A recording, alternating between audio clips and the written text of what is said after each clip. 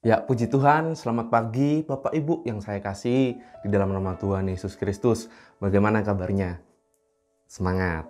Baik-baik saja, puji Tuhan. Nah, pada pagi hari ini Bapak Ibu, sebelum kita beraktivitas, sebelum kita melakukan setiap pekerjaan kita di sepanjang hari ini, kita akan mendengarkan sedikit renungan firman Tuhan. Karena kita tahu firman Tuhan itu kekuatan. Firman Tuhan itu yang selalu menguatkan kita dan memberi arah supaya kita tidak salah langkah, tidak salah dalam mengambil keputusan. Pada pagi hari ini Bapak Ibu, firman Tuhan saya beri judul atau saya beri tema, jangan takut dan bimbang.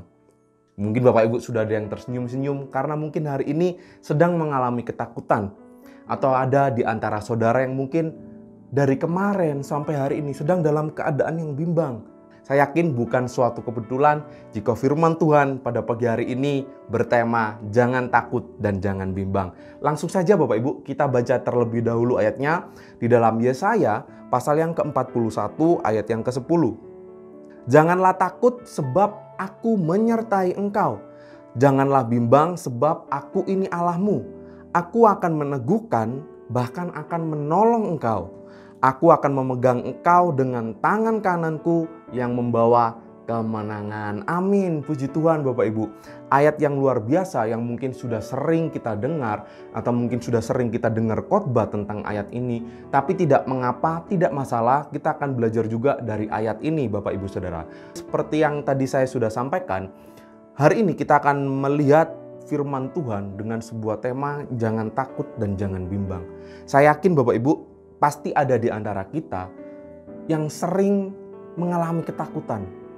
Apalagi di era sekarang, dunia mungkin ada di antara saudara yang merasa kok gak seperti dulu, kok enakan zaman dulu, kok sekarang rasanya kok semua susah, harga-harga semua naik, kok semua pada mahal, biaya sekolah mahal, biaya bahan bakar nggak kayak dulu. Mungkin ada di antara kita Bapak Ibu yang mungkin ngerasa kok sepertinya enak zaman dahulu. Dan itu membuat kita mengalami rasa takut, rasa cemas. Takut Bapak Ibu itu punya pengertian gelisah, khawatir, atau gentar menghadapi sesuatu.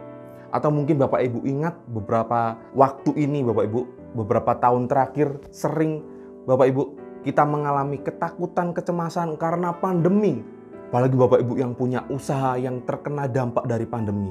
Pasti kita mulai takut Bapak Ibu, cemas. Gimana keluargaku, gimana anakku, gimana usahaku kalau pandemi ini gak berhenti-berhenti. Mungkin ada juga di antara Bapak Ibu yang mungkin mengalami rasa bimbang. Bimbang itu berarti kurang percaya, ragu, cemas, redup keyakinan.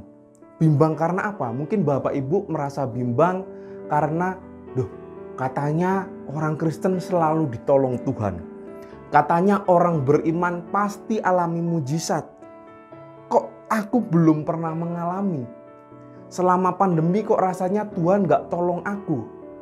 Lengkap Bapak Ibu ya, takut dan bimbang. Hari ini Bapak Ibu, firman Tuhan datang di dalam Yesaya 41 ayat yang ke-10. Kita lihat sekali lagi ayatnya tadi. Ayat yang ke-10, janganlah takut sebab aku menyertai engkau. Janganlah bimbang sebab aku ini Allahmu. Firman Tuhan ini Bapak Ibu datang kepada bangsa Israel yang saat itu juga sedang mengalami ketakutan. Takut karena apa? Takut kepada bangsa Babel Bapak Ibu. Ingat bangsa Israel pernah mengalami masa kejayaan ketika mereka dipimpin oleh Daud.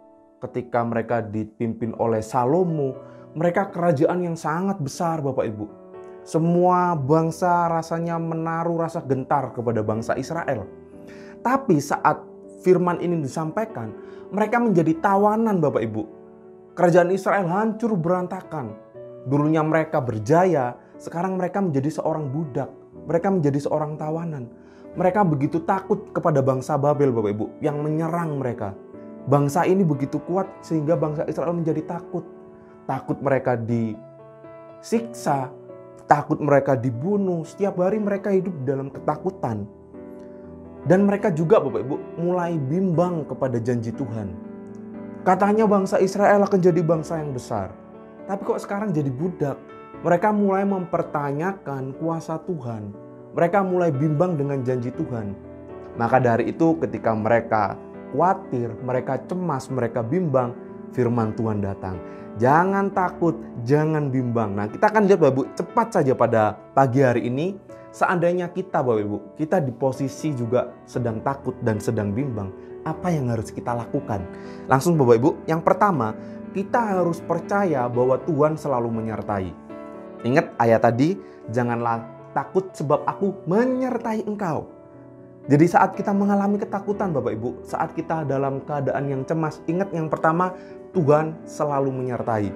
Menyertai itu punya pengertian menemani, mendampingi. Kemudian menyertai ini Bapak Ibu, itu erat kaitannya dengan pemeliharaan Tuhan. Amin Bapak Ibu. Amin ya.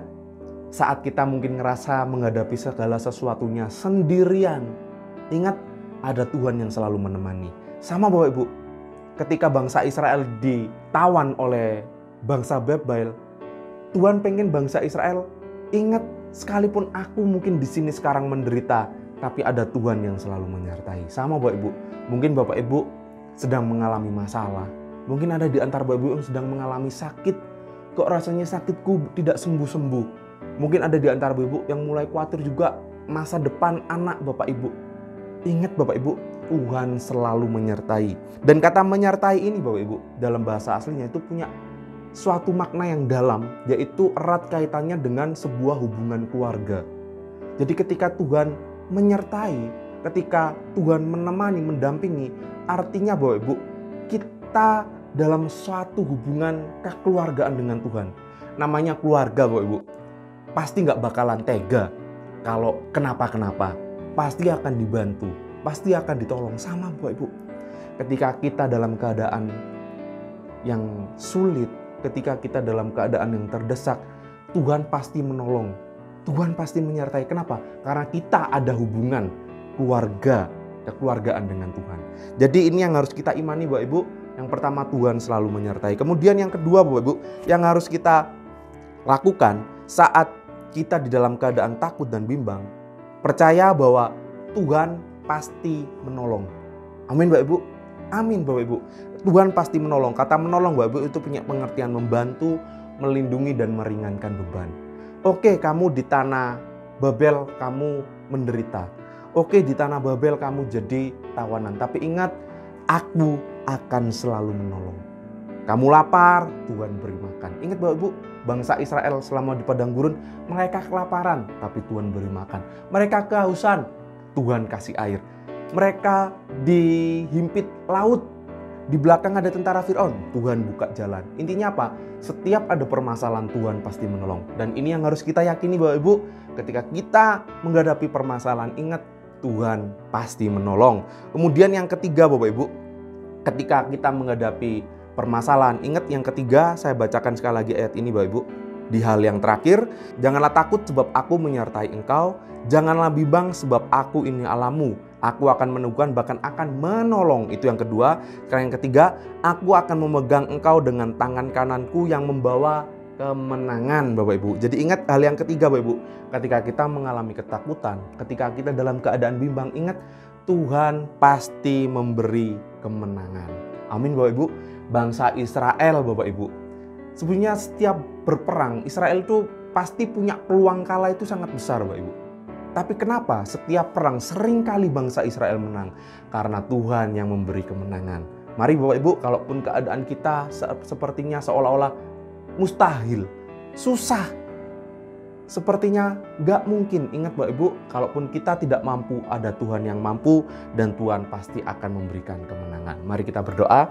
Terima kasih Tuhan Yesus, pada pagi hari ini kami ucap syukur jikalau kami boleh mendengarkan renungan firman Tuhan yang mengajar kami untuk kami tidak perlu takut, tidak perlu tinggal di dalam ketakutan, karena kami percaya Tuhan pasti menyertai kami.